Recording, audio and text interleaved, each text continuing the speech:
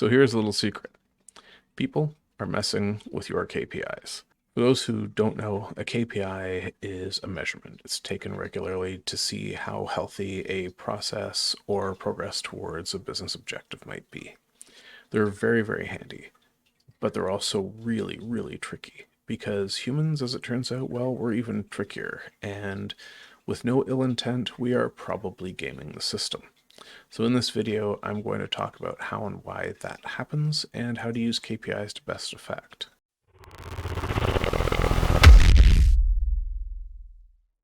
My name is Russ Halliday, and I want to welcome you to the channel.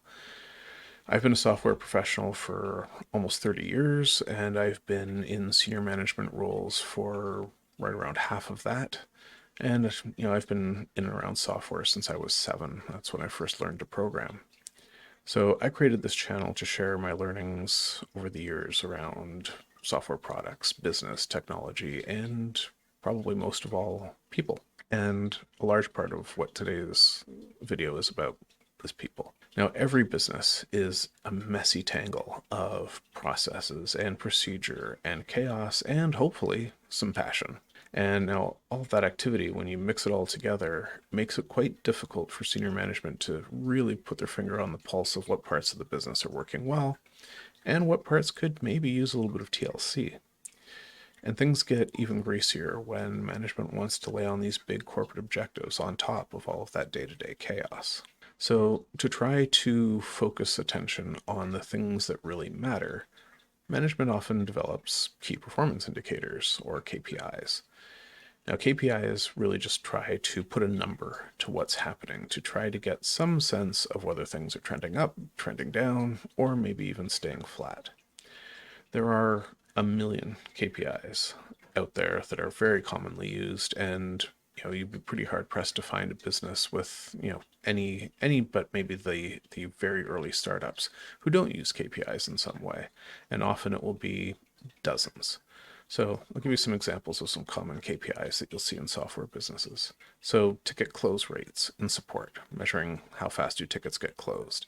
Leads generated in marketing, which is how much new business potential new business is coming in.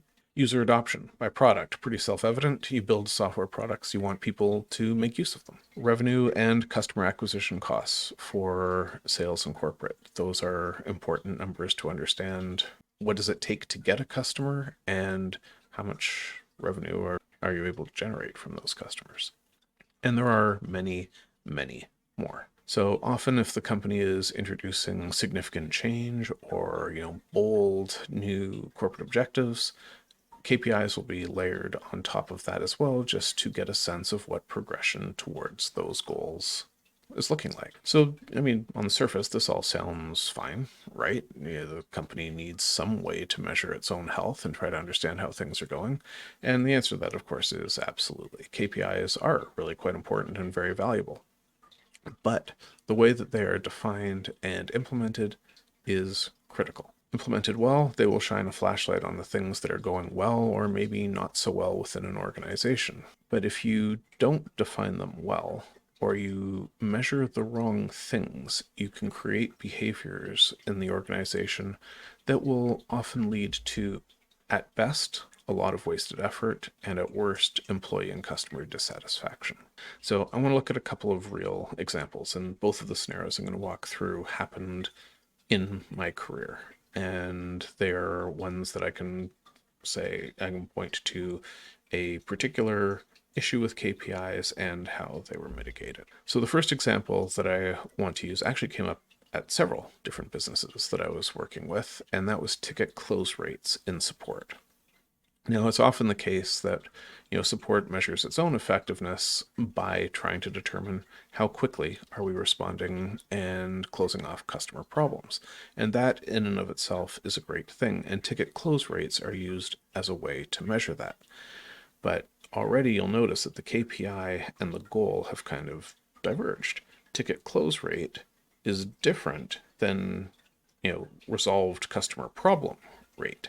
So ticket close rates is often used as a proxy, And this can become really problematic because when a KPI like that is in full use and every employee can see what their contribution is for or against that KPI, it becomes a way of measuring individual performance.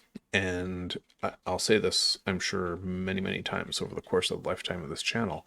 If you want to understand human behaviors in the workplace, there are two places to look. The first is their compensation, and their second is how is their performance assessed. So if I am a support person and I even get a sniff that ticket close rates is important, well, I'm going to focus on closing tickets. So let's make this a little bit more real. We've got Susan and Ted. They are both support reps, and they both know that ticket close rates is quite important. So we also have about the same seniority, and we're both now looking to get that next promotion. Guess what is going to happen? First off, instantaneously, ticket close rates has now become a competitive sport. My ticket close rate can beat up your ticket close rate. Therefore, I'm more deserving of the promotion.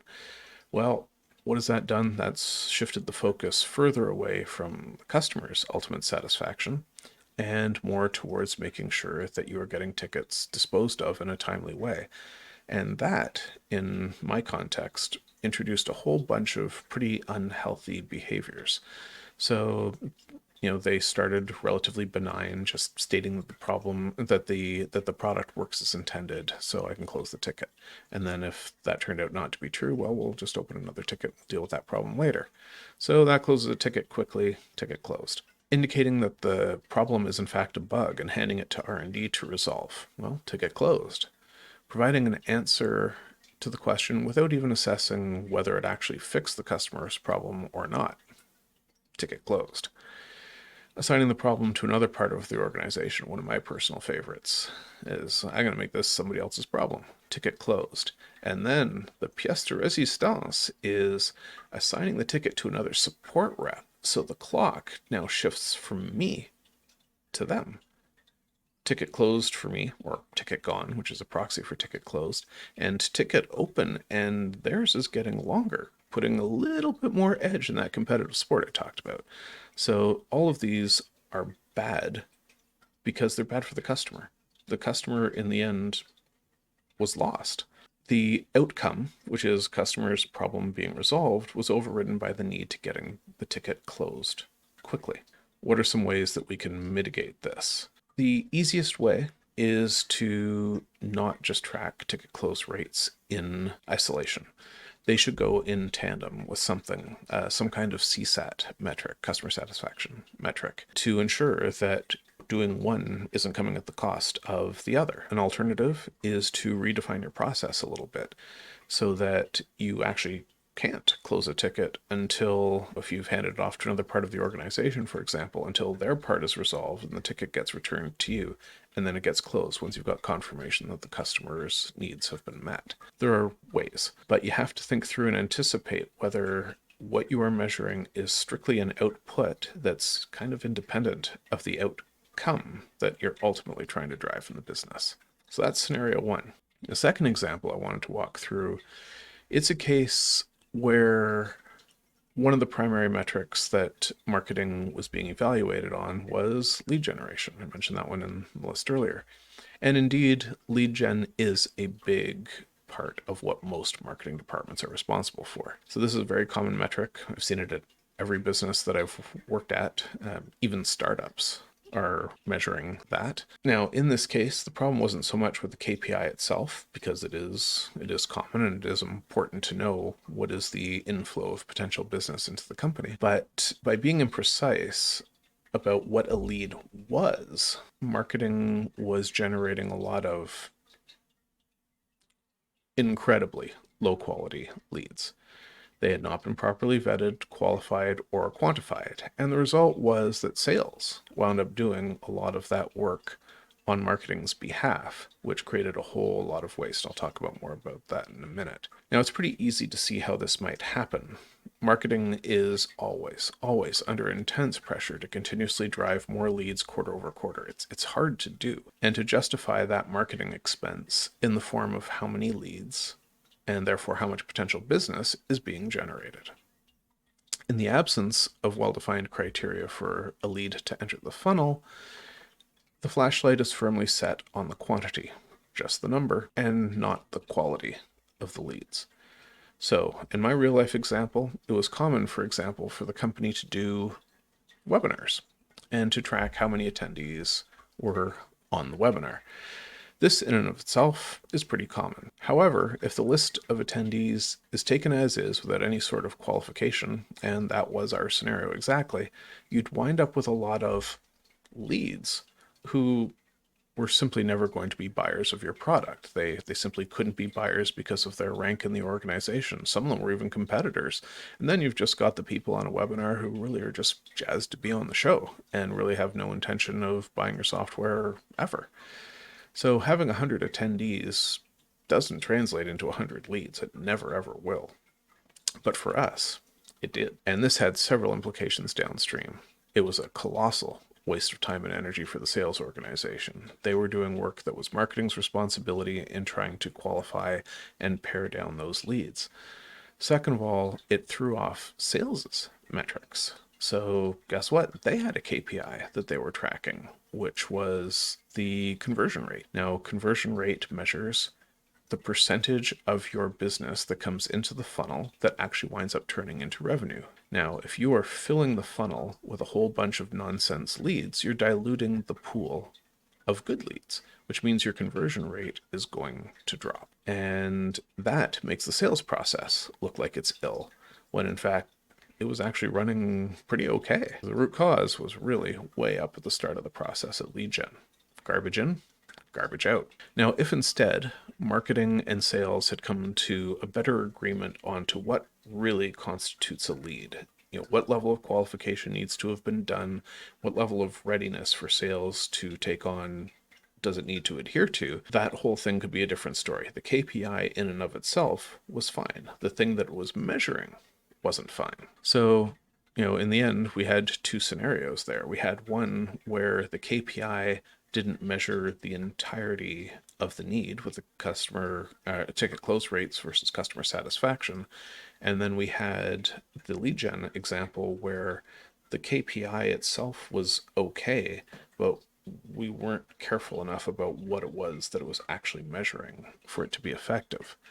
And many KPIs fall to one of those two scenarios. The KPI itself is either defined poorly and doesn't measure appropriately against the outcome, or the KPI is fine, but the very thing it is measuring is loosely or badly defined. In either of these cases, the metrics are wide open to be gamed. It makes it much easier if there's no qualification on what constitutes a lead. It's easy to generate a lot of things that could potentially be leads. And by the same token, if you have just completely missed the mark and you aren't measuring the outcome, then you're going to create a culture where people are throttling output that doesn't necessarily advance you towards the outcome that is really the thing that you're trying to measure. How do you mitigate this? When you're defining KPIs, first off, you need to make sure that you're comfortable that when the number looks good, it really does mean that the system is healthy. And that is the basic litmus test.